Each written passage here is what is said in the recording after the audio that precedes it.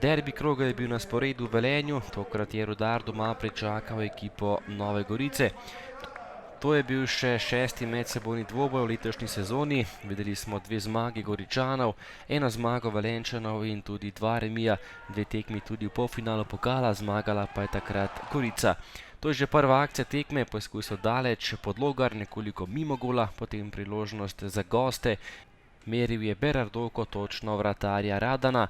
V 10. minuti pa že gol za domače, predložek Eterovića in natančen je bil Črnčič, ki je iz bližine premagal vratarja Gorice za prednost 1:0.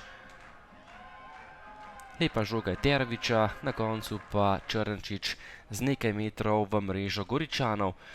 V 12. minuti pa tako izenačenje po novem kotu. Podal je Berardovko, najvišji pa je bil Badzofija in poskrbel za izenačenje na 1:1. Še ena akcija gostov, poskušal je Berardovko, na pravem mestu pa Krefl, ki je žogo izbil visoko v zrak. Še en kot za Velenjčane, predložek Eterovića, tokrat je previsoko meril Bubalović. Do konca prvega dela pa še nova akcija Velenjčanov. Eterović je prijel žogo na levi strani, podal proti Kreflu, najvišje pa je skočil Rotman in premagal Kordaza za 2:1. Natančna žoga Krefla in še drugi gol Rudarja z glavo. Rudar je bil boljši v prvem polčasu, imel je še 2 priložnosti, najprej je meril Črnčič, dobra obramba Kordaza, potem pa še prosti strel za Eterovića.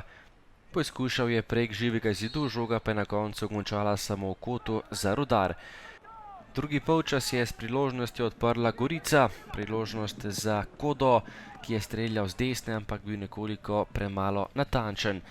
Še en poskus za Badzofijo, tudi on je poskušal daleč in tudi on je zgrešil domača vrata, potem pa nov gol za Rudar, točno na polovici tega drugega polčasa, predložek pred vrata in žoga je spet končala v mreži. Kristjan Bubalović je bil tisti, ki je pospravil žogo v mrežo za 3:1.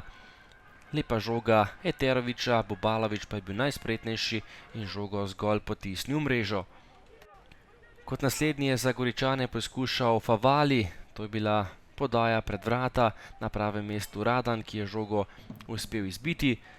Še en strel za Goričane in priložnost za znižanje zaostanka. Oddaleč je poskušal Finokio, tokrat le nekoliko mimo domačih vrat. Finokio pa je prišel do novega strela, to je bil predložek pred vrata in žoga je kar končala v mreži, na koncu vendarle zadetek za Goričane in izid je bil 3:2. Predložek Finokija, ki se je sprevrgal v strel in premagal še vratarja Radana ter ga nekoliko presenetil.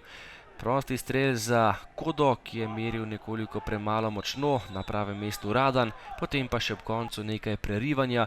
Drugi rumeni karton za Favalija, ki je bil tudi izključen, ker je storil prekršek nad Klinarjem in Gorica je tekmo končala samo z 10 nogometaši. V sodniškem podaljšku tekme še priložnost za Mastrijanija, ki je poskušal daleč, na pravem mestu Radan, ki je imel dokaj dober dan in Rudar je na koncu zmagal s 3:2.